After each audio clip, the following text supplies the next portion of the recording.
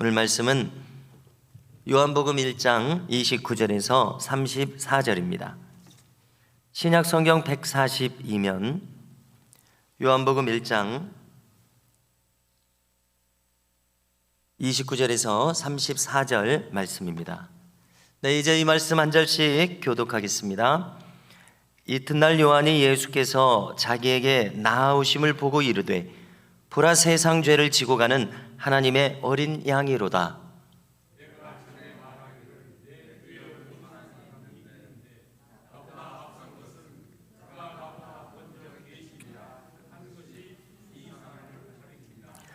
나도 그를 알지 못하였으나 내가 와서 물로 세례를 베푸는 것은 그를 이스라엘에 나타내려 함이라 하니라.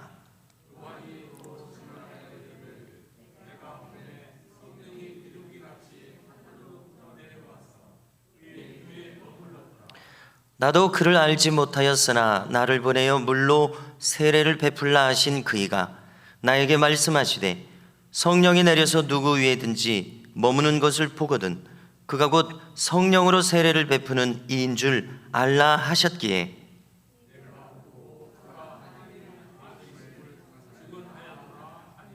아멘. 네, 오늘부터는 이제 몇 시간에 걸쳐서 방언기도 시리즈 이런 주제를 가지고 말씀을 전하려고 합니다. 또 말씀을 전한 다음에는 책자로 내서 우리 교회가 모두 공동으로 알고 있는 그런 말씀의 지식이 되기를 원합니다. 그래서 이 설교는 우리 교회를 위해서 특별히 준비된 설교입니다. 그리고 이 설교의 내용들을 통해서 목적하는 것은 한 가지입니다. 그 방언 기도의 장점을 소개하는 것입니다.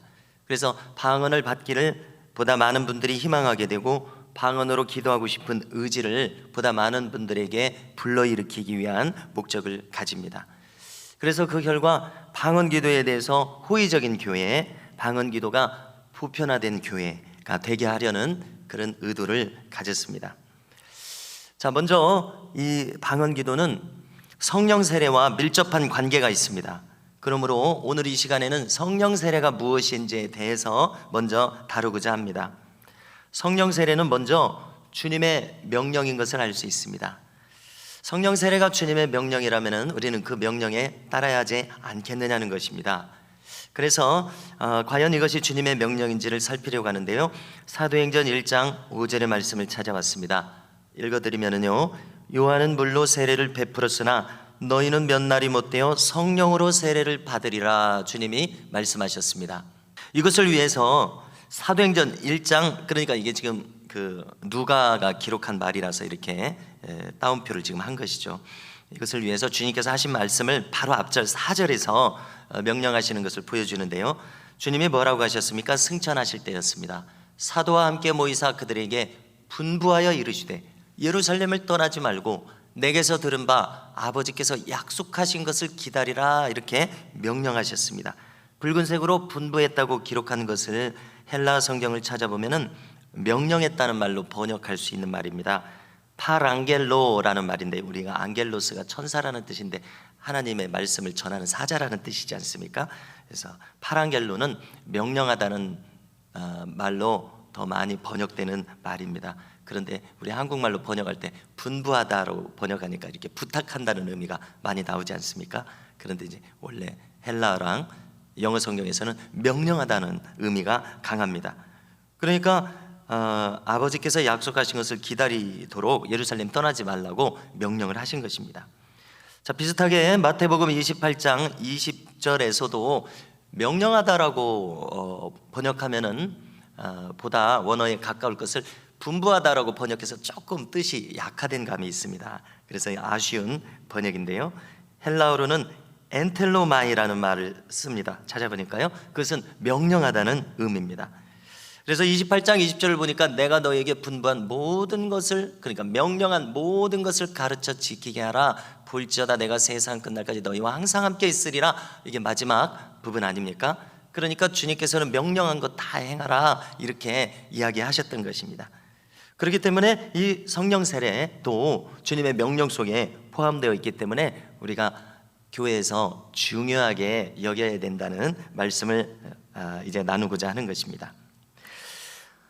성령 세례에 대한 주님의 직접적인 명령을 살펴보기에 앞서서 우리가 함께 읽은 오늘 성경은 세례 요한이 증언한 것입니다. 그런데 방금 함께 읽으시다 보니까 세례 요한의 증언이긴 한데 그렇다고 말씀하신 분은 하나님이셨어요. 하나님의 하신 말씀을 세례 요한이 그대로 말한 것에 불과합니다. 요한복음 3장 33절 이하입니다. 나도 그를 알지 못하였으나 나를 보내어 물로 세례를 베풀라 하신 그이가 나에게 말씀하시되 성령이 내려서 누구 위에든지 머무는 것을 보거든 그가 곧 성령으로 세례를 베푸는 이인 줄 알라 하셨기에 내가 보고 그가 하나님의 아들이심을 증언하였노라. 자, 이렇게 하나님의 명령이라고 사도 요한이 전하고 있습니다. 성령 세례에 대한 주님의 명령을 더 살피겠습니다. 주님께서는 누가복음 24장 49절에서도 성령 세례를 받기까지 기다리라고 명령을 하셨습니다. 볼지어다 내가 내 아버지께서 약속하신 것을 너희에게 보내리니 너희는 위로부터 능력으로 입혀질 때까지 이 성에 머물라. 바로 이어지는 사도행전과 똑같은 내용임을 알 수 있습니다. 그런가 하면 주님께서는 부활하신 날 저녁에 제자들을 만났을 때에 하신 장면입니다. 숨을 내쉬시면서 성령을 받으라고 하셨습니다. 요한복음 20장 21절 이하인데요, 아버지께서 나를 보내신 것 같이 나도 너희를 보내노라. 부활하신 날 저녁에 제자들 앞에 나오시면서 하신 말씀입니다. 이 말씀을 하시고 그들을 향하사 숨을 내쉬며 이르시되 성령을 받으라. 만약에 이것을 누군가 드라마로 만들어서 이 장면을 연출한다면은 이 예수님 역할을 하는 사람은 이렇게 연기를 해야 될 것입니다. 숨을 이렇게 내쉬면서요, 슈 하면서 성령을 받으라, 이렇게 연기를 해야 될 것입니다. 숨을 내쉬시면서 성령을 받으라고 제자들에게 보시자마자 말씀을 하신 것을 알 수 있습니다. 또 주님께서는 어떤 초막절에 예루살렘 성 안에서 말씀을 하셨습니다. 요한복음 초반인데요, 7장 37절 이하를 보니까 이렇게 말씀하십니다. 명절 끝날 곧 큰 날에 예수께서 서서 외쳐 이르시되 누구든지 목마르거든 내게로 와서 마시라. 나를 믿는 자는 성경의 이름과 같이 그 배에서 생수의 강이 흘러나오리라 하시니, 이는 이제 사도 요한이 덧붙이는 것입니다. 설명하는 것입니다. 이는 그를 믿는 자들이 받을 성령을 가리켜 말씀하신 것이라. 예수께서 아직 영광을 받지 아니하셨으므로 성령이 아직 그들에게 계시지 아니하시더라. 사도 요한이 이렇게 설명을 합니다. 영광을 받으셨다는 뜻이 무슨 내용을 가리키겠습니까? 그것은 십자가에서 죽으시고 부활하시고 또 승천하신 것을 가리킵니다. 이것이 주님이 영광을 받으신 것입니다. 이렇게 영광을 받으셨을 때, 승천까지 하셨을 때 성령이 오순절에 그들에게 임했다는 것입니다. 성령이 임하고 보니까 사도 요한이 깨달으니까 그때 초막절 날, 그 명절 끝날에 그 배에서 생수의 강이 흘러나리라 하신 그 말씀이 바로 이 성령 강림을 말씀하신 것이구나 하고 깨달아서 이렇게 적었다는 이야기입니다. 또 자, 우리가 이제 주목하고 중요하게 다뤄야 될 성경 본문은 요한복음입니다. 주님이 겟세마네 동산에서 잡히시기 직전에 제자들과 성만찬을 하신 다음에 말씀을 베푸셨습니다. 그것이 요한복음 14, 15, 16, 17장까지 아주 길게 나와 있습니다. 요한복음의 아주 가운데 토막을 차지하는 것처럼 느껴지지 않습니까? 이것을 다락방 설교라고 우리가 별칭을 붙이게 되는데요, 뭐라고 말씀하시냐면 자신이 떠나가는 것이 유익이라 말씀하십니다. 자신이 떠나가지 아니하면 보혜사가 오시지 않겠다고 이야기하십니다.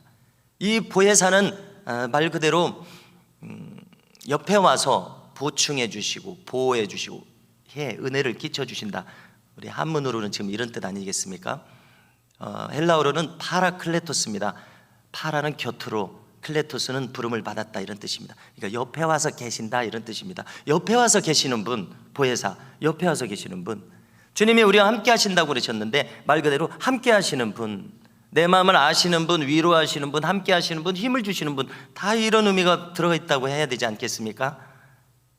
그러니까 예수님께서 떠나가는 것이 유익이라는 것은 십자가 지시고 부활하고 승천하시는 것 가리킵니다. 이것이 유익이라는 것이에요. 십자가에서 죽으시고 부활 승천하시는 것, 이것이 너희에게 유익인데 그 유익의 내용은 뭐냐면 보혜사가 오신다는 것입니다. 그리고 이 보혜사는 성령을 가리킵니다. 그러니까 이 보혜사 성령이 오시는 것을 우리가 중요하게 다뤄야 되지 않겠습니까? 십자가를 지시고 부활 승천하시는 이유가 이것이 오시도록 하시기 위함이라는 의미가 되니까요. 그렇지 않습니까? 요한복음 16장 7절에서도 보혜사에 대해서 이렇게 말씀하십니다. 방금 말씀드린 내용이죠. 넘어가겠습니다.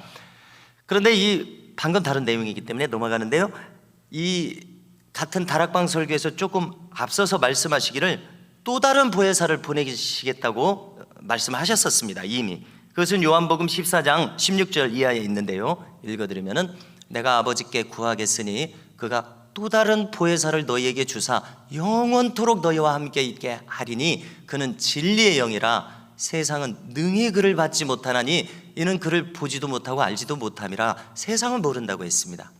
그러나 너희는 그를 아나니 그는 너희와 함께 거하시며 내 안에서 사신다는 의미죠. 또 너희 속에 계시겠음이라 같은 의미입니다. 내가 너희를 고아와 같이 버려두지 아니하고 고아는 홀로 있는 자입니다. 홀로 있게 하지 아니하고 너희에게로 오리라. 예수님 부활 승천하셨는데 어떻게 오십니까? 성령으로 오신다는 이야기입니다. 그렇게 이해가 되십니까? 할렐루야. 여기서 이 또 다른 보혜사를 설명을 드리고자 합니다. 이 또 다른이라는 이제 헬라어를 말씀드리려고 하는데요, 헬라어로는 다른이라는 단어가 알로스와 헤테로스가 있습니다. 그런데 이 알로스는 어떤 뜻이냐면 똑같은 것을 또 하나, 다른 것 또 하나라는 뜻인데 똑같은 것 또 하나 이런 뜻이고요. 헤테로스는 완전히 다른 거. 그러니까 우리가 호모라는 말을 잘 알고 있잖아요. 호모라는 말과 헤테로스라는 말이 반대말인데 호모는 똑같은 것이라는 뜻이고 헤테로스는 완전히 다른 것이라는 뜻이고, 그래서 여기서 또 다른 보혜사를 오시게 하신다는 것은 완전히 다른 종류 헤테로스 보혜사가 아니라 알로스, 똑같은 보혜사를 보내신다는 뜻이 중요해서 이렇게 말씀을 드립니다. 그러므로 우리는 무엇을 깨닫게 됩니까? 이 보혜사는 성령 하나님이신데 예수님하고 똑같은 분이라는 의미인 것을 알게 됩니다. 다른 분이 아니라 우리가 금요기도회를 통해서 예수님이 곧 사람의 몸을 입으신 하나님이시라는 것을 성경 말씀 구절들을 통해서 증명했습니다. 우리가 그 성경을 하나님의 말씀으로 받는다면 반박할 수 없을 정도로 증명을 했습니다. 마찬가지로 여기 이 보혜사 성령님도 성경을 우리가 믿는다면 이 성령님이 예수님이신 것을 우리가 반박할 수가 없다는 말씀을 제가 드리고 싶습니다. 그러므로 성령을 받으라는 주님의 명령은 다시 주님 자신을 받으라는 명령이 된다는 것을 알게 됩니다. 육체로 오신 예수님은 이미 승천하셔서 육체로는 지금 2000년 지난 이 시간은 우리와 육체로는 함께하지 못하십니다. 그러나 성령 하나님은 보이지 않게 계시는 분이시고 보이지 않게 오시는 분이셔서 시간의 제약을 받지 않습니다. 공간의 제약을 받지 않습니다. 그래서 영원토록 우리 속으로 들어오셔서 우리와 함께 하시는, 조금 전에도 봤듯이 고아와 같이 내버려 두지 아니하고 우리 속에 계시겠음이라 이렇게 말씀하신 것을 주목하려고 합니다. 이처럼 예수님께서 직접 보혜사 성령님을 우리에게 보내셨다는 것을 확인했습니다. 또 이걸 기다리라고 명령했음을 확인했습니다. 또 받으라고 하셨음을 확인했습니다. 그러므로 이것이 예수님의 말씀일지인데 성령으로, 조금 전에 우리 거론한 말씀들을 통해서 성령으로 세례를 받으라 이렇게 말씀하셨잖아요. 그러니까 성령으로 세례를 받는 것은 하면 좋고 하지 않아도 괜찮고 라기보다는 명령이니까 꼭 받으라, 우리가 이렇게 이해할 수 있기를 바라게 됩니다. 자, 다음으로 성령 세례에서 세례라는 말이 나왔습니다. 세례라는 것이 성경에서 뭐라고 우리에게 가르쳐주고 있는지를 이미 다 아시지만 또 재확인을 하겠습니다. 아시는 대로 세례는 씻는다는 뜻입니다. 씻는 의식이라는 뜻입니다. 무엇을 씻습니까? 죄악을 씻는 의식입니다. 나의 더러움을 씻는 의식입니다. 그래서 그 전에 더러움을 가지고는 살 수 없기 때문에 이제 깨끗한 새 사람이 되어서 살아가라는 의미가 세례 아니겠습니까? 그래서 신약 성경에 나오는 세례는 세례 요한의 세례입니다. 그 세례 요한의 세례는 요단강에 잠겼다가 나오게 하는 침례입니다. 우리가 여러 가지로 장로교에서는 약식 세례를 하고 있습니다만은 본래 의미는 물속에 들어갔다 나오는 침례를 하게 되는 것이죠. 그래서 침례교는 꼭 그렇게 해야 된다고 주장하기 때문에 장로교하고는 같이 있을 수 없다고 해서 침례교가 되었다고 설명할 수가 있겠습니다. 자, 이처럼 주님이 받으신 세례는 침례입니다. 물에 들어갔다가 나오는 것입니다. 그러면 그 의미는 뭐라고 성경은 이야기하냐면은 물에 들어감으로써 옛날에 나는 죽는다는 뜻입니다. 또 물에서 나옴으로써 나는 이제 새로운 내가 되어서 다시 살아나서 나왔다는 의미인 것입니다. 그렇기 때문에 우리 주님께서 세례를 받으신 것이 또 큰 의미를 가지고 있습니다. 마치 우리가 2월 달에 레위기를 살폈을 때 주님은 아사셀 염소나 양과 같았습니다. 아사셀은 무엇이냐면은 양이나 염소 하나는 하나님을 위한 것이고 하나는 아사셀을 위한 것인데, 아사셀은 더러운 존재입니다. 모든 죄악을 거기 담당해서 어떻게 하냐면 광야로 내보내서 절벽에서 떨어져서 죽게 만드는 것입니다. 죽게 하는 용도예요. 예수님께서 아사셀 양이 되셨던 것이죠. 6월절 어린 양이 되셨던 것은요, 그러니까 예수님께서 세례를 받으신 것은 우리의 모든 죄를 가지고 물속에 들어가셔서 죽으셨다가 다시 살아나신 것을 뜻함을 알 수가 있습니다. 그런데 오늘 세례 요한의 증언을 보니까 하나님이 말씀하셨다는 것이죠. 누구든지 세례를 줄 때 성령이 그의 위에 임해서 머무르면은 그가 바로 성령과 불로 세례를 주는 자인 것을 깨달아라. 그러니까 세례 요한이 증언하기를 비둘기같이 성령이 임하셨다고 오늘 말씀에서 기록한 것을 우리가 떠올릴 수가 있습니다. 이것을 바울은 또 자기 말로 설명하기를 로마서 6장 3절 이하에서 설명을 합니다. 읽어드리면요, 무릇 그리스도 예수와 합하여 세례를 받은 우리는 그의 죽으심과 합하여 세례를 받은 줄을 알지 못하느냐. 그러므로 우리가 그의 죽으심과 합하여 세례를 받음으로 그와 함께 장사되었나니 이는 아버지의 영광으로 말미암아 그리스도를 죽은 자 가운데서 살리심과 같이 우리도 또한 새 생명, 부활 생명을 말하는 거 아니겠습니까? 새 생명 가운데서 행하게 하려 함이라. 만일 우리가 그의 죽으심과 같은 모양으로 연합한 자가 되었으면 또한 그의 부활과 같은 모양으로 연합한 자도 되리라. 할렐루야. 네, 이것이 세례의 의미입니다. 그렇다면 우리가 이제 알고자 하는 것은 성령 세례입니다. 조금 전에 우리가 사도행전 1장 5절에서 요한은 물로 세례를 베풀었으나 너희는 몇 날이 못되어 성령으로 세례를 받으리라고 하셨으니까요, 성령으로 세례를 받는 것이 무슨 의미인지를 살피자는 것이죠. 또 누가복음 3장 16절에서는 성령과 불로 세례를 준다고, 지금 같은 말입니다. 같은 말인데 거기서는 또 이 불이 들어갔습니다. 성령과 불로 세례를 베푸신다고 이렇게 요한이 증언을 했었다는 것이죠.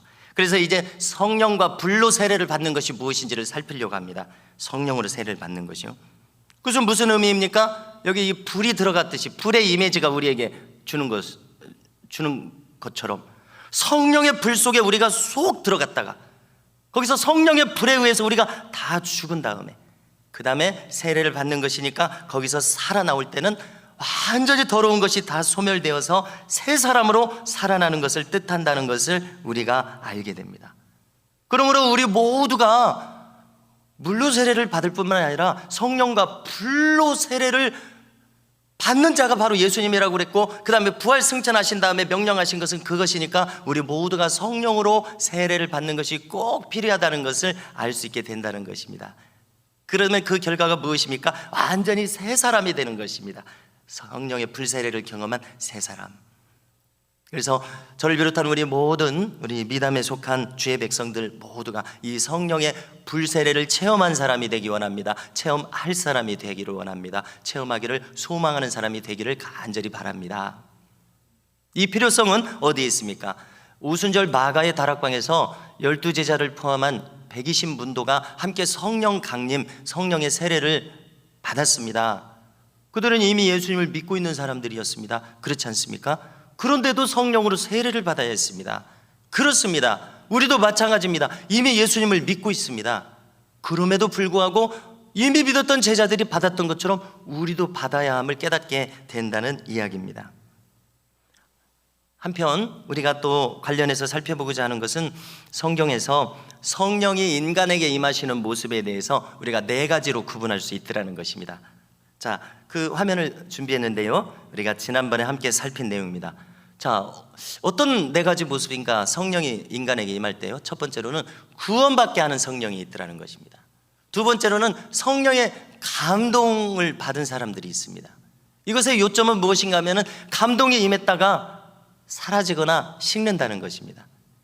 그런데 세 번째로 성령 세례가 있는데, 이 성령 세례는 성령이 오셔서 120문도에게 오시니까 베드로와 요한 평생에 성령이 그 속에 들어가셔서, 예수님이 그 속에 들어가셔서 그들이 예수님 하고자 하는 대로 행하는 사람들이 되었더라는 것입니다.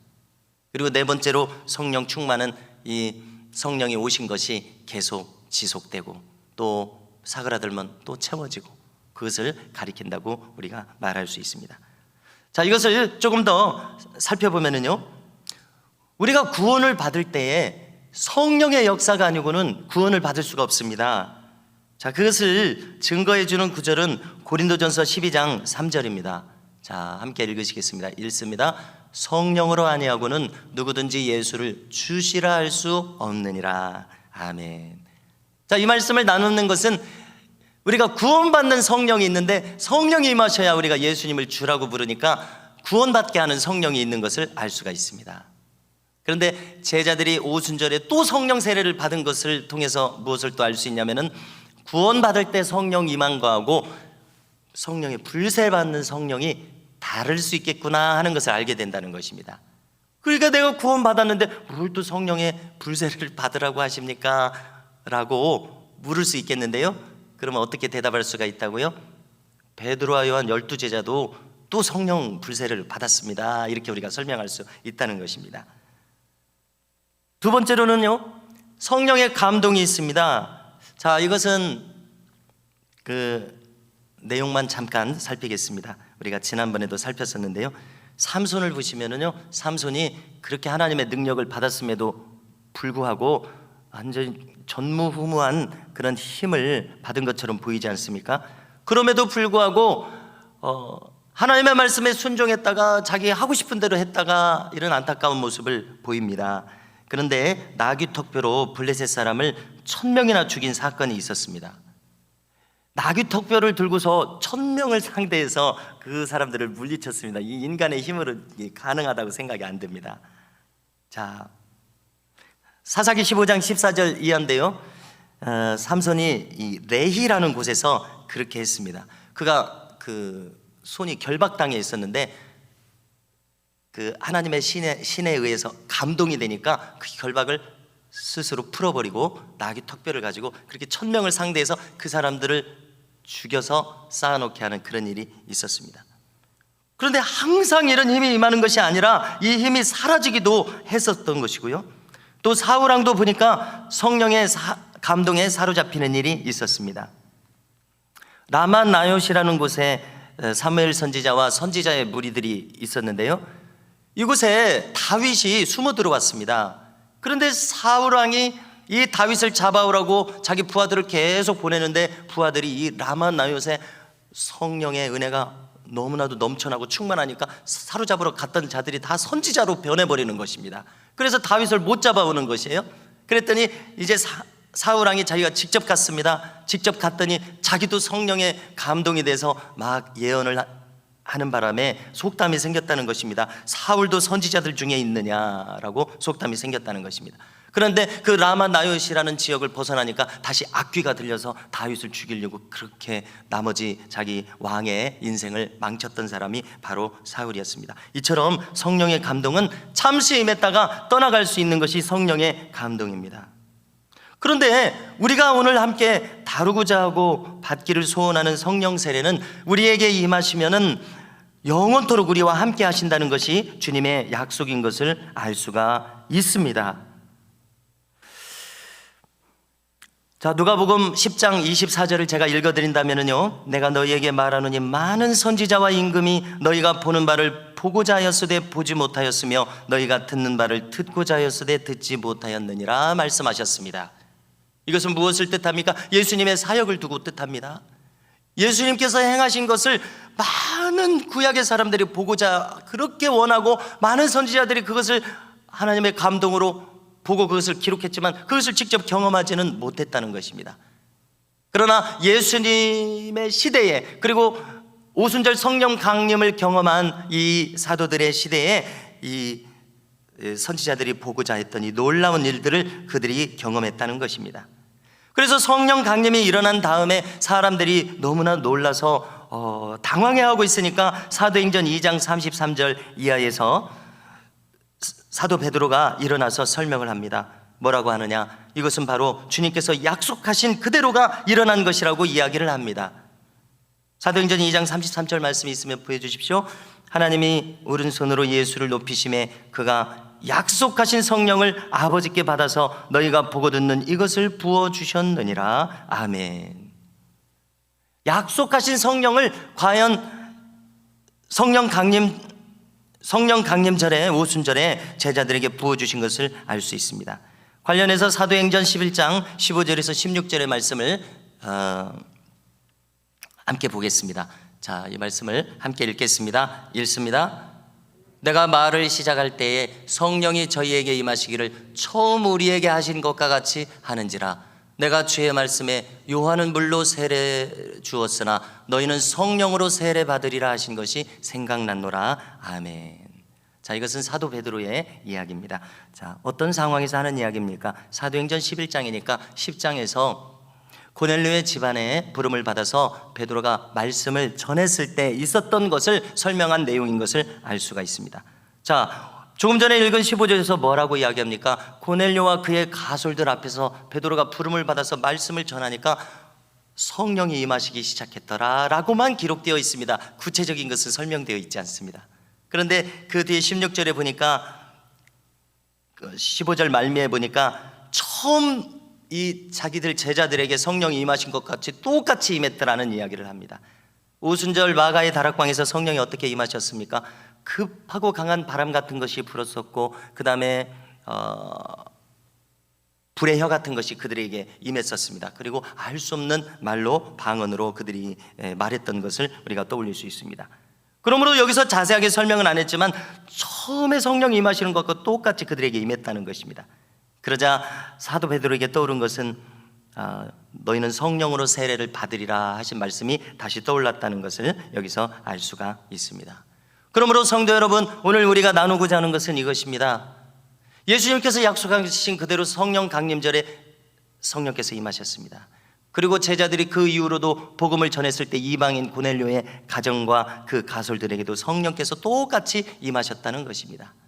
이 약속은 예수님의 약속입니다. 예수님 이후로 모든 인류에게 주시는, 모든 믿는 자에게 주시는 약속입니다. 요엘서 2장에서도 약속된 것입니다. 천하 만 백성에게 이것이, 모든 민족에게 이것이 임하리라고 약속을 하셨습니다.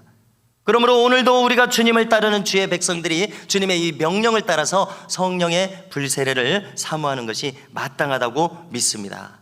그래서 저를 비롯한 모든 교우들께서 이 예수님의 명령을 따라서 성령의 놀라운 은혜에 사로잡혀서 살아가는 은혜가 우리 모두에게 있기를 주님의 이름으로 축복합니다.